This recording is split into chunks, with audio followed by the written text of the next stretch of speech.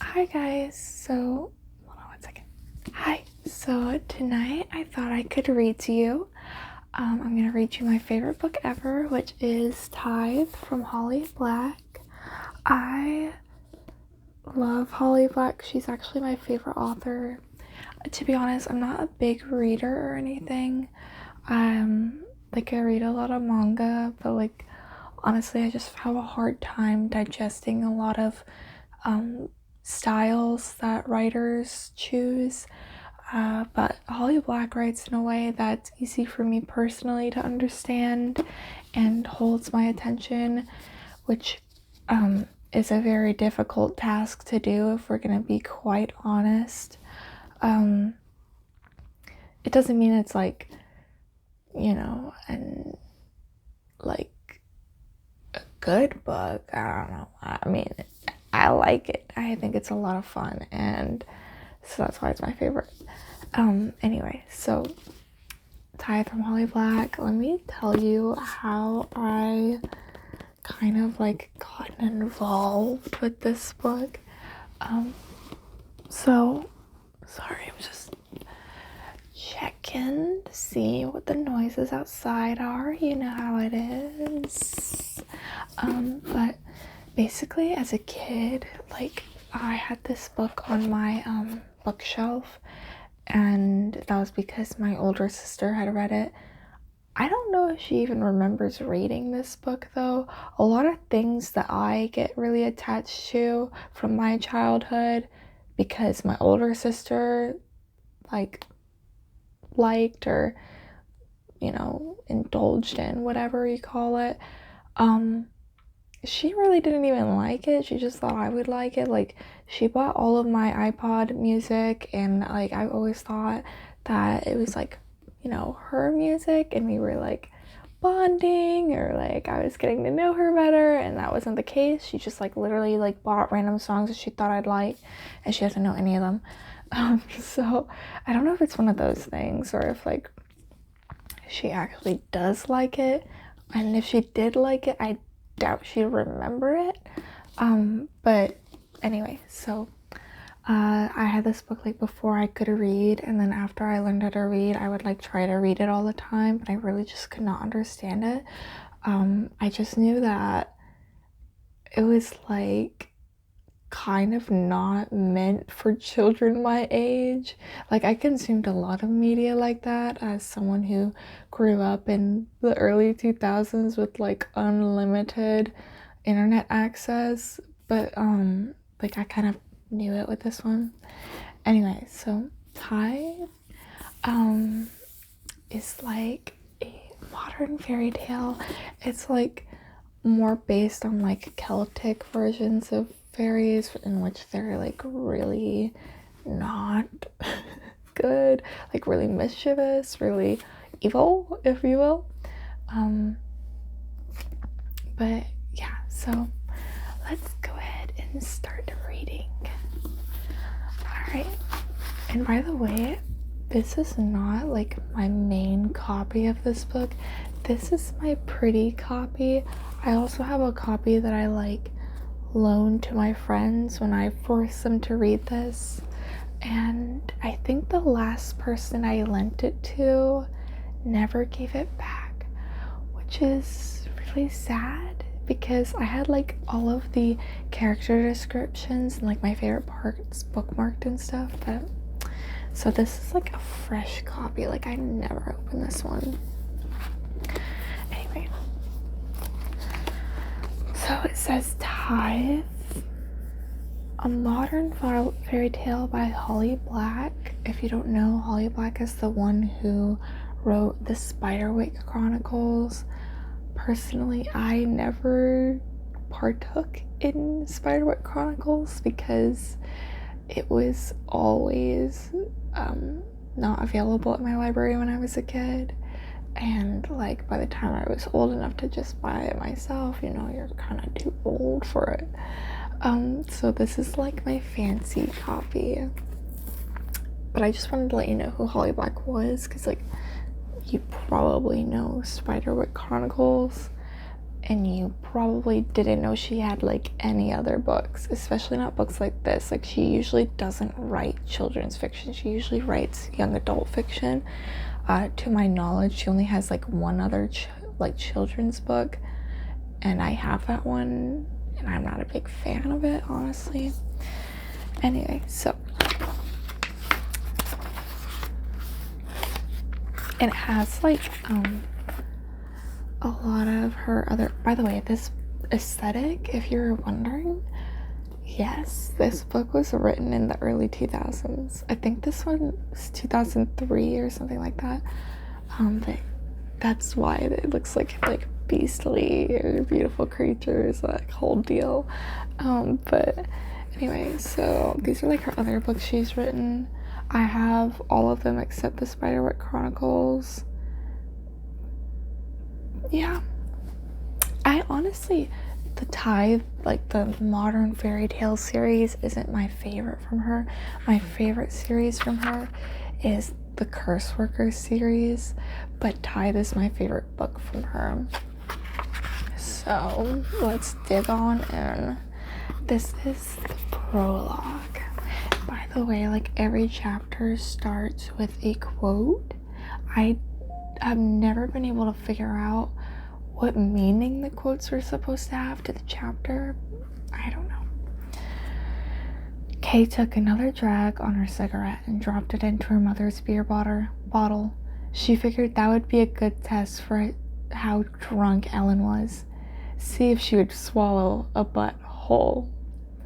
They were up on stage still, Ellen and Lloyd and the rest of the Stepping Razor.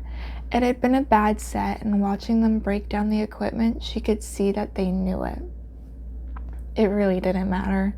The sound system was loud and scratchy, and everyone had kept drinking and smoking and shouting, so she doubted the manager even minded.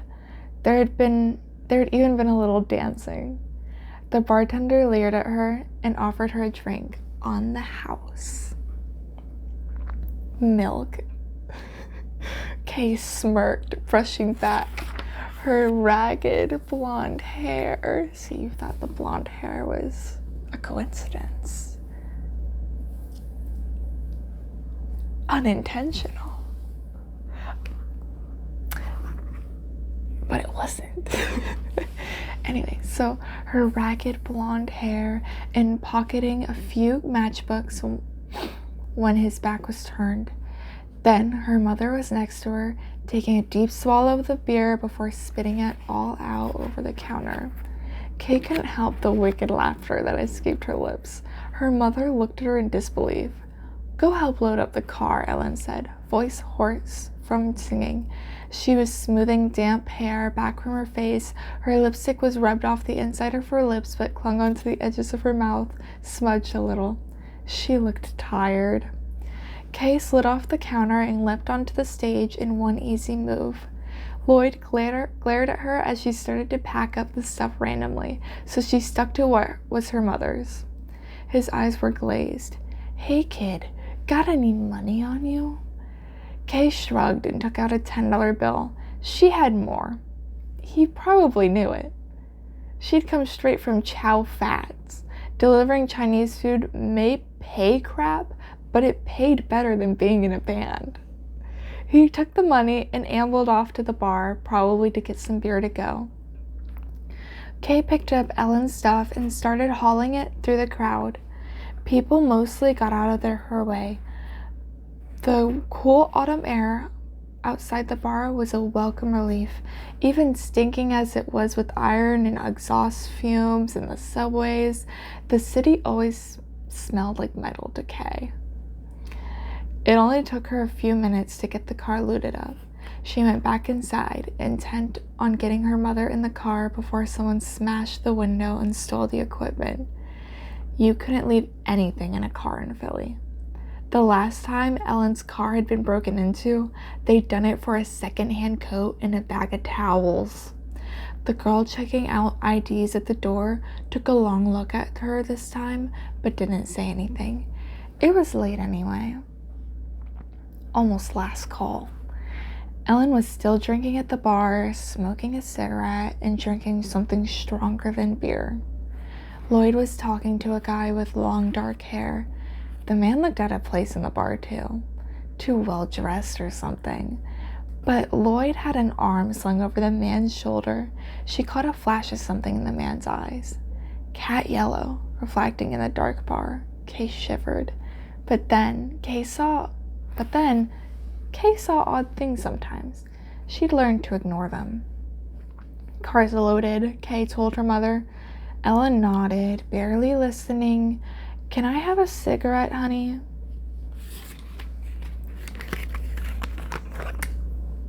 They're not real cigarettes. But anyway. Kay fished the pack out of her army surplus satchel and took out 2, handing one to her mother and lighting the other. Her mother bent close. The smell of whiskey and her beer and sweat as familiar as any perfume to Kay. Cigarette kiss, her mother said in that goofy way that was embarrassing and sweet at the same time, touching the tip of her cigarette to the red tip of Kay's and breathing in deeply. 2 sucks of smoke and it flared her to life. Ready to go home? Lloyd asked, and Kay had almost jumped. It wasn't that she hadn't known he was there, it was the sound of his voice. It sounded velvety, a shade off of sleazy. Not normal asshole Lloyd voice. Not at all. Ellen didn't seem to notice anything. She swallowed what was left of her drink. Sure. A moment later, I always feel so goofy doing dialogue when I read books. But, like, it's part of the book, like, I have to read it. Anyway, back to the prologue. It wasn't that she hadn't known he was there. We read that part. A moment later, Lloyd lifted his arm as though he was going to punch Ellen in the back. Kay reacted without thinking, shoving him. It was only his drunkenness that made her slight weight enough to push him off balance. She saw the knife as it clattered to the floor. Lloyd's face was completely blank, empty of any emotions at all. His eyes were wide and his pupils dilated. Frank, Stepping Razor's drummer, grabbed Lloyd's arm. Lloyd had just enough time to punch Frank in the face before the other patrons tackled him and someone called the police. By the time the cops got there, Lloyd couldn't remember anything. He was mad as hell, though, cursing Ellen at the top of his lungs.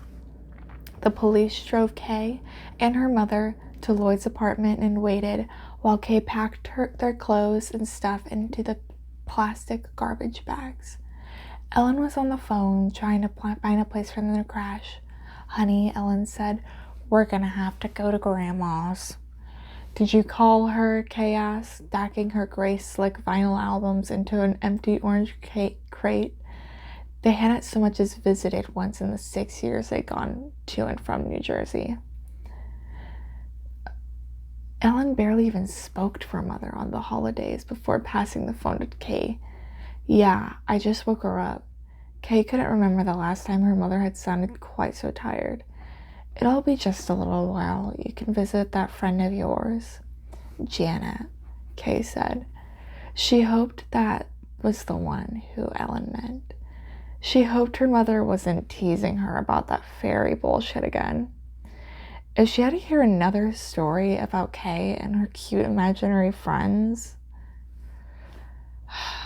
The one you emailed from the library. Get me another cigarette, okay, hun?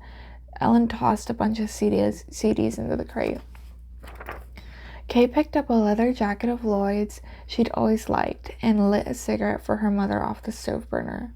No sense in wasting matches.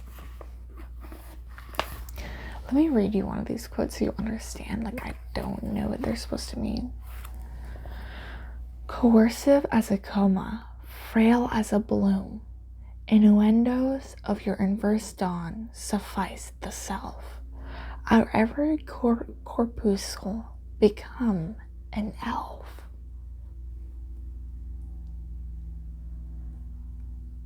Like, Holly, what is you doing? So confused. Anyway, Kay spun down the worn gray planks of the boardwalk. The air was heavy and stank of drying mussels and the crust of salt on the jetties. Waves tossed themselves against the shore, dragging grit and sand between their nails as they were slowly pulled back out to sea. The moon was high and pale in the sky, but the sun was just going down. It was good to be able to breathe, Kay thought. She loved the serene brutality of the ocean, loved the electric power she felt with every breath of wet, briny air. She spun again dizzily, not caring that her skirt was flying up over the tops of her black thigh-high stockings. "Come on," Janet called, stepping over the overflowing, gut-choked gutter along the street parallel to the boardwalk, wobbling slightly on her fat-heeled platform shoes. Her glittering makeup sparkled under the street lamps. Janet exhaled ghosts of blue smoke and took another drag on her cigarette. "You're gonna fall." Kay and her mother had been staying at her grandmother's a week already, and even though Ellen kept saying they'd be leaving soon, Kay knew they had really nowhere to go. Kay was glad.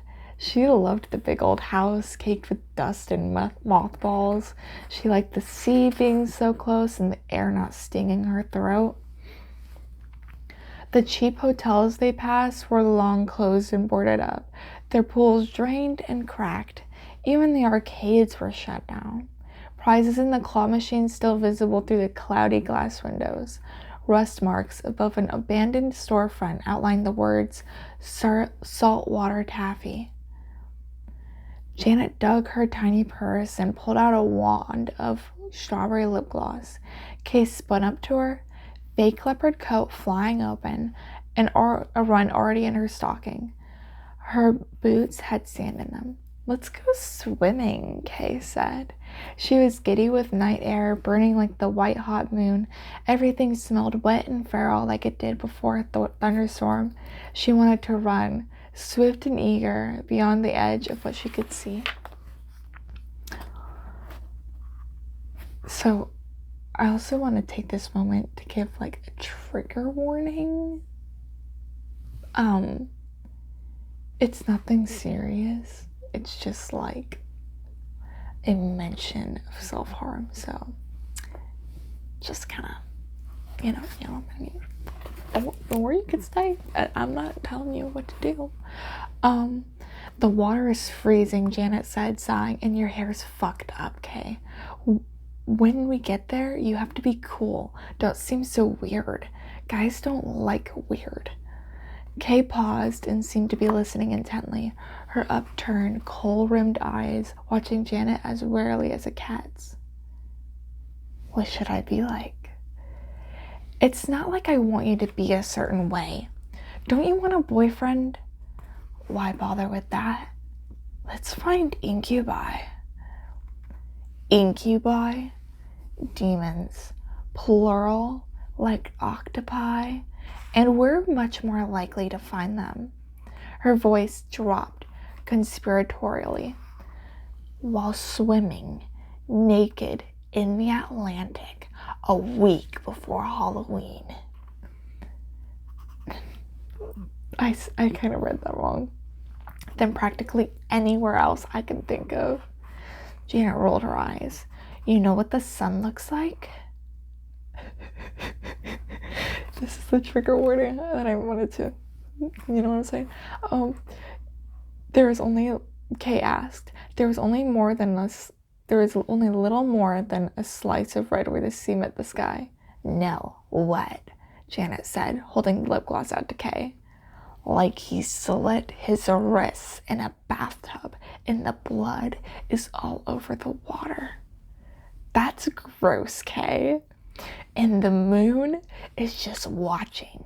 She's watching him die. She must have driven him to it. Kay. ... I don't know. I find Kay just like so funny because she's like beyond try hard. She's just like really you know what I mean? Anyway, Kay spun around laughing. Why are you always making shit up? That's just what I mean by weird. Janet was speaking loudly, but Kay could barely hear her over the wind and the sound of her own laughter. Come on, Kay. Remember those fairies you used to tell stories about? What was his name? Which one? Spike or Gristle? Exactly. You made them up, Janet said. You always make things up.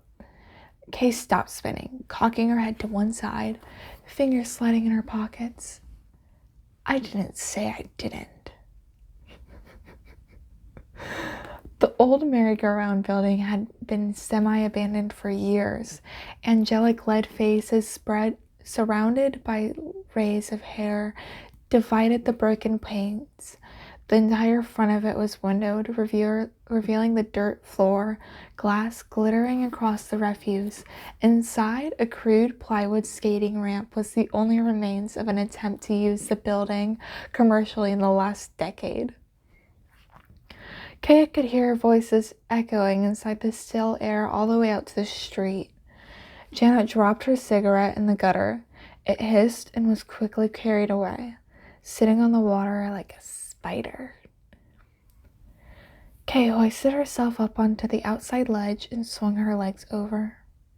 The window had been long gone, but her legs scraped across the residue as she slid in, fraying her stockings for air. Layers of paint thickly covered the once intricate moldings inside the carousel building. The ramp in the center of the room was tagged by local spray paint artists and covered with the band stickers and ballpoint pen scrawlings. And there were the boys. Kay Fierch, you remember me, right? Doughboy chuckled. He was short and thin, despite his name. I think you threw a bottle at my head in 6th grade. He laughed again. Right. I forgot that. You're not mad still? I should have worn my elf ears. This was a bad choice on my part, or a lack thereof.